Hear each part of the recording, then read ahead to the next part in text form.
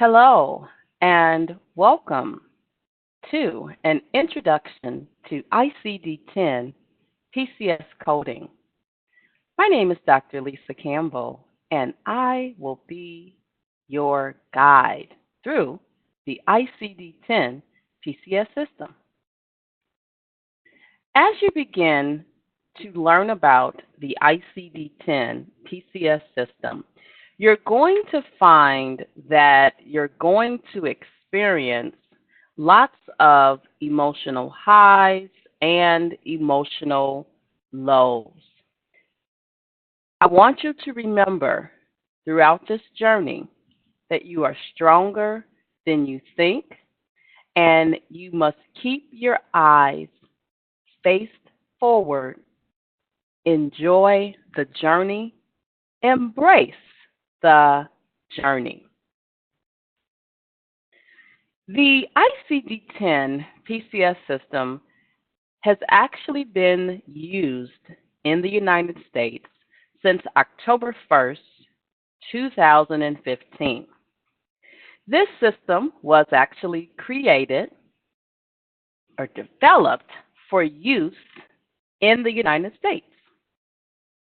Just to give you a historical perspective, ICD-10 is the International Classification System, the 10th version.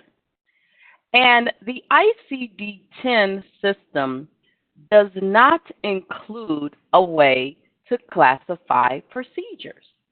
That's why the U.S. came up with our own system. The ICD-10 PCS system is mandated per the Health Insurance Portability and Accountability Act, also known as HIPAA, and it is to be used to report inpatient procedures. Today, the ICD-10 PCS system contains more than 78,000 codes. ICD-10 PCS codes always have 7 characters, 100% of the time. They're always going to have 7 characters. We're going to spend a large portion of our time talking about the medical and surgical section. And what you see displayed on the screen for you is the format of medical and surgical codes with regards to the specific characters. Hold on to that thought for a moment. I'm going to tell you a few more things. So there are 7 characters. Each character has a meaning, which in the ICD-10 PCS system is known as a value, character value. A value can be a letter or it could be a number. Now, sidebar, in the ICD-10 PCS system, the letter O and the letter I is not used because they can be confused with the number 0 and 1. Okay, so you will not ever use the letter O or the letter I. The rest of the alphabet, however, are used. So there's 26 letters in the alphabet. O and I are not used, so the remaining 24 letters are used. And numbers 0 through 9 are used to represent a given character value.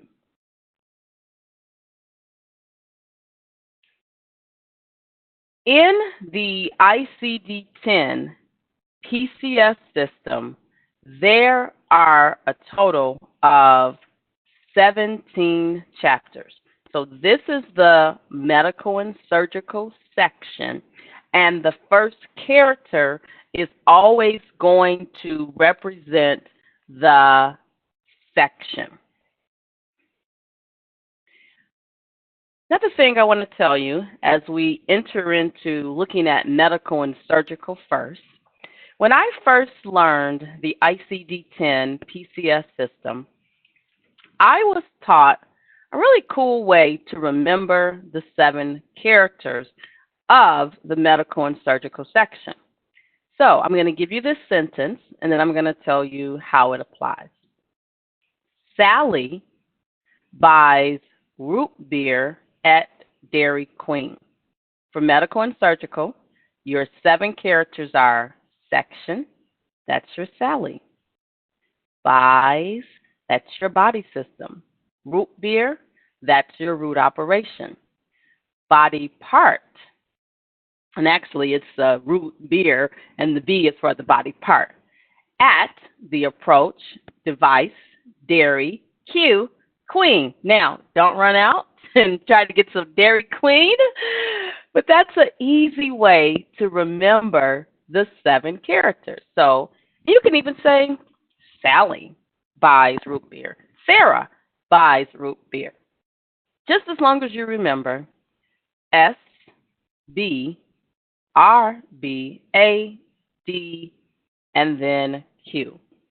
Write that down somewhere because that'll come in handy. All right, so I mentioned that there are 17 sections in the ICD-10 PCS system, and the largest one, the one that I'm going to actually spend a lot of time talking about, is actually going to be the medical and surgical section. One of the things I want you to start to pay very close attention to is how each value is named. Remember, a value could be a letter or a number. The letter O and I are not used. But for the medical and surgical section, that character value is a 0. So anytime you see a medical and surgical code, it's going to be represented by the first character of 0. Then after that, you are going to see that you have other sections such as obstetrics and other medical and surgical related services, and those are services that can be reported in conjunction with medical and surgical, and you'll learn about those shortly. Not today, though. We got a lot of stuff to cover. All right. The second character, and again, remember I'm really focusing on medical and surgical, so I'm giving you a high-level introduction, and we're really going to just focus on medical and surgical. So the second character represents either the body system, the general anatomical region, or the physiological system that's involved in the procedure. There are 31 body systems in the medical and surgical section. And what's going to be different for you as it relates to the body systems is ICD-10 PCS actually takes some of the larger systems and have broken them down into subsystems. And so you may be thinking, wait a minute, when I learned anatomy, I didn't learn 31 body systems. That's how ICD-10 PCS is defining them. And I want you to remember, you must embrace the ICD-10 PCS system and all the rules that come with it. So there are 31 body systems in the medical and surgical. So here are some on this slide here, and then here are the rest. All right. The third character in the medical and surgical section is the root operation. And the root operation actually describes the objective of the procedure. I'm going to tell you, hands down, that the root operation is probably one of the most challenging aspects of the medical and surgical section.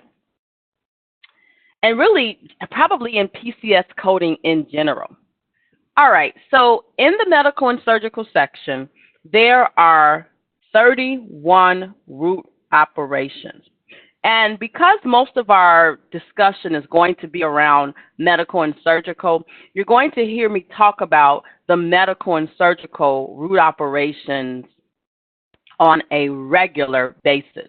So, what can you do today regarding these root operations?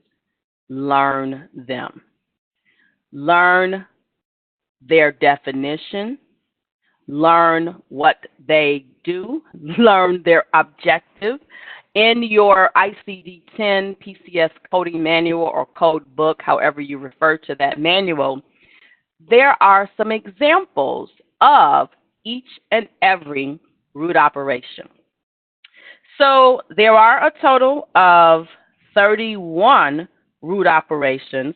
However, these root operations are actually divided into 9 groups based upon the intent of the procedure. If I were you, I would actually learn the root operations in groups. And this is where you can get your friends and family members involved in the process, because you can either purchase flashcards or create flashcards and just have your friends and family members test you on the root operations. Very, very important. All right. The fourth character is the specific body part that is involved in the procedure.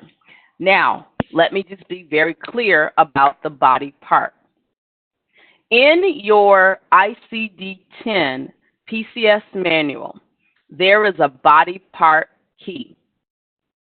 I recommend that you look at that body part key to understand how ICD-10 PCS is specifying a particular body part. Now, the body part is actually the anatomical site that the procedure was performed on. There are actually up to 34 possible values for a body part within a given body system. This is again why you must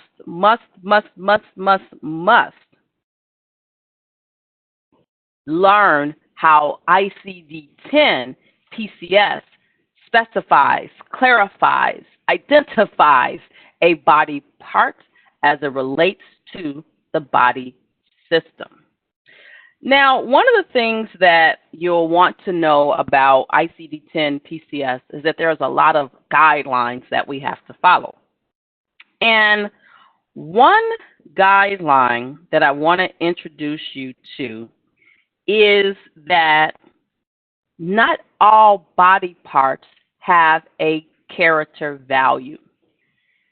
Some body parts may be grouped together in more general areas, or they may be described based upon the most closest branch of a body part that actually has a specific character value. And when I say the closest, that's the most proximal, that's the one that's most near to that body part. Think of proximal as the opposite of distal, like long distance telephone call. That's far away, whereas proximal is close, it's near to that body part. All right, character number 5 is for the approach. And this is actually the method or the technique that is actually used to reach the operative site. In ICD-10 PCS, there are a total of 7 approaches. 7 approaches. So just like you learn or are going to learn those root operations, you must also learn the different approaches. And there's only 7 of them, so that shouldn't be too bad. Just like you're going to make or purchase flashcards for the root operations. Same thing with your approaches.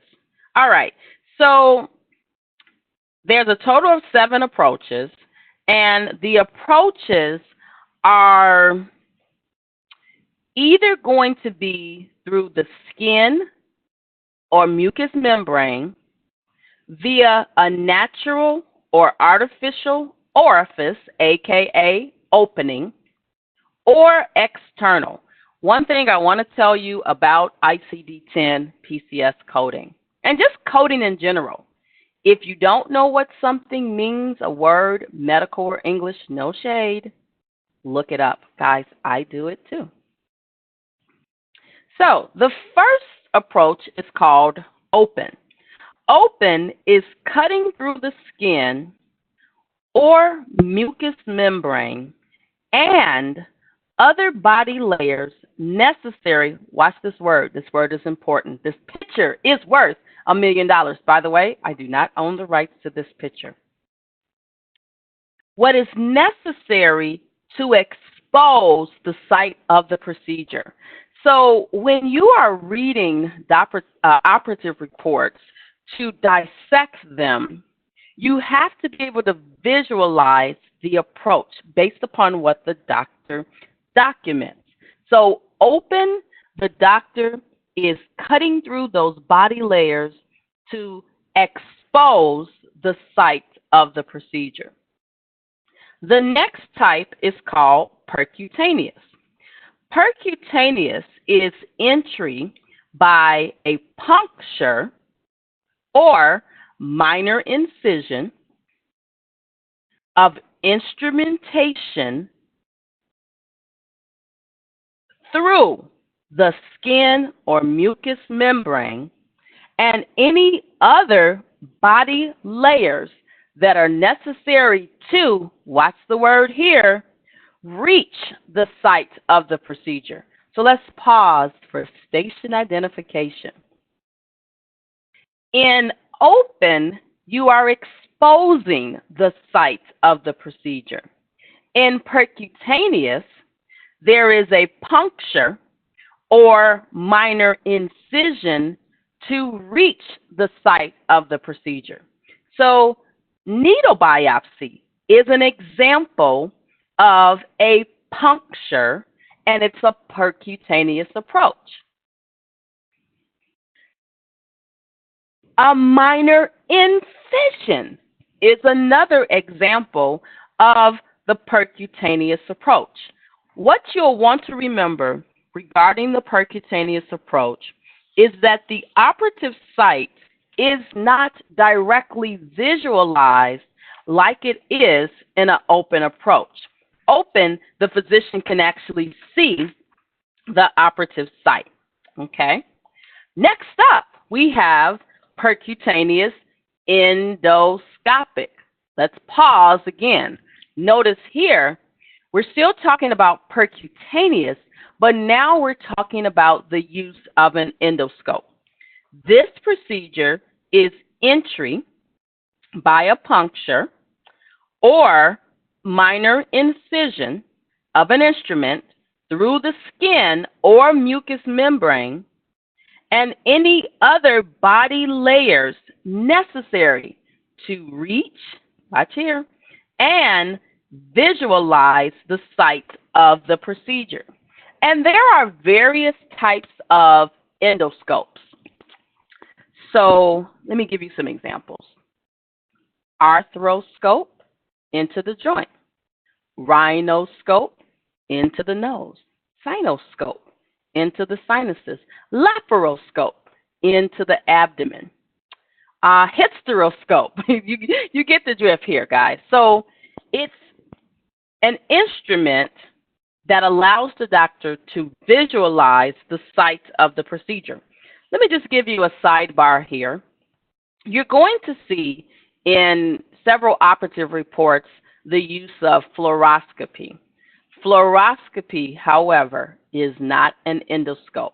Fluoroscopy is actually, guys, a diagnostic tool that allows the physician to see from an X-ray or imaging perspective what he or she is looking at, but it is not an endoscope. All right? All right. So another example of percutaneous endoscopic. And as you begin to read through operative reports, you'll start to notice some of the terminology and instruments that are used when the doctor is doing an endoscopic procedure. One of them that I always can remember, and you'll see this as you start to dissect operative reports, is the term port or trocar, or they're putting CO2 into the patient's the area that they're working in. All right? Okay. So open versus endoscopic. Okay. You're going to find that I'm going to use a lot of pictures. Oh, I do not own the rights to these pictures. And notice the difference between endoscopic and open. I'm going to let you pause for a second, because it should be very clear, looking at this picture, the difference between endoscopic and open. Open, the doctor has cut through the layers and can visualize the site with their naked eye. Endoscope, let's add another element to this. Endoscope, they're putting the scope into that body cavity, and they're able to visualize the site generally on a computer screen as opposed to with their naked eye. All right, guys. Next up, we have approaches through an orifice. Via natural or artificial opening, this is entry of instrumentation through a natural or artificial opening to reach the site of the procedure. Reach the site of the procedure, but it's via natural or artificial opening. Let's add a twist to this. Natural or artificial opening endoscopic.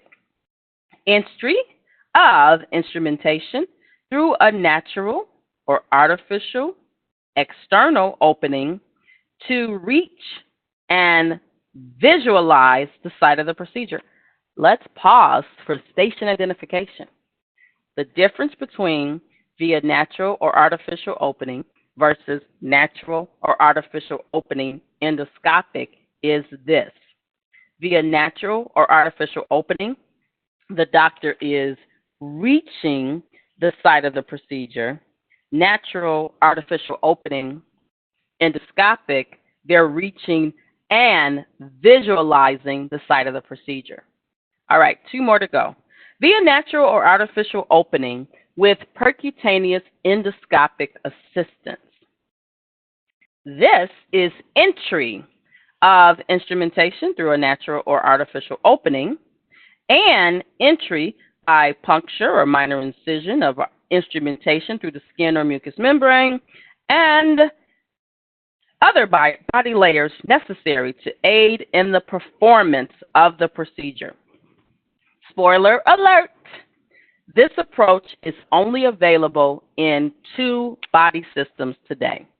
That's going to be the gastrointestinal system for excision and resection, and the female reproductive system for resection, okay?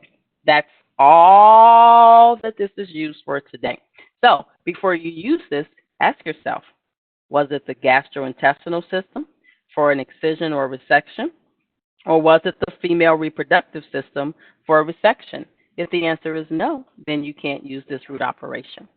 All right, the last approach is called external, and this is procedures that are performed directly on the skin or mucous membrane, and procedures performed indirectly by the application of external force through the skin or mucous membrane. And here you see an example of a tonsillectomy. All right, guys. There are some guidelines regarding approaches and root operations, and I'll get into those shortly. All right, next up, our sixth character is the device. And in ICD-10 PCS, device is only used when applicable. And there are some rules regarding this.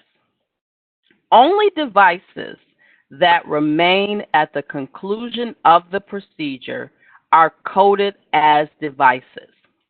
Devices that are used as part of the procedure but are removed are not coded as devices because they do not remain in the body. So if there is no device, the character value is going to be a 0. Oh, let me give a sidebar.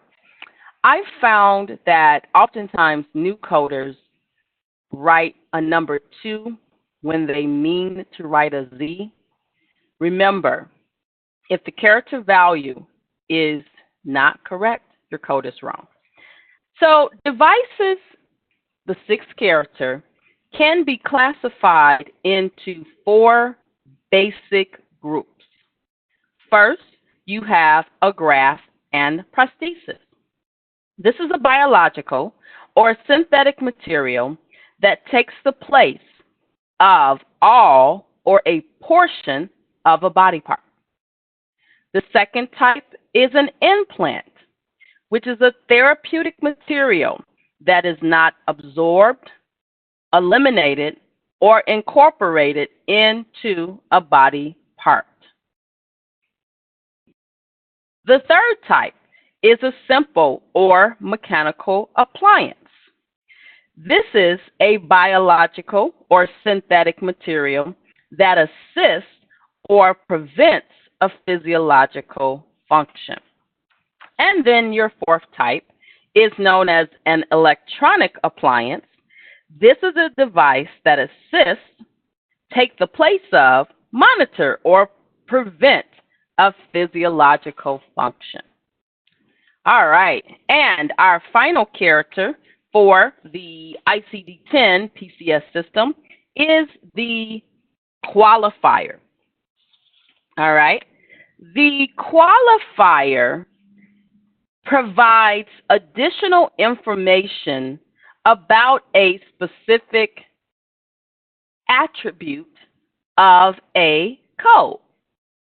So there are several examples of when we will have a qualifier, but let me just tell you, majority of the codes, or many of the codes in the medical and surgical section do not have a qualifier, and so the default character value is a Z, just like with the device. So it could be used when there is a diagnostic procedure, such as with the root operation, excision, extraction, or drainage. It could also be used in a fusion procedure to identify whether a fusion procedure uses an anterior or a posterior approach. Those are just a few examples. All right, guys. So this has been your introduction to the ICD-10 PCS coding system. In subsequent videos, I'm going to get into how we build our codes by dissecting the operative reports, and I'm also going to get into the guidelines. That's all for now. Thank you for joining.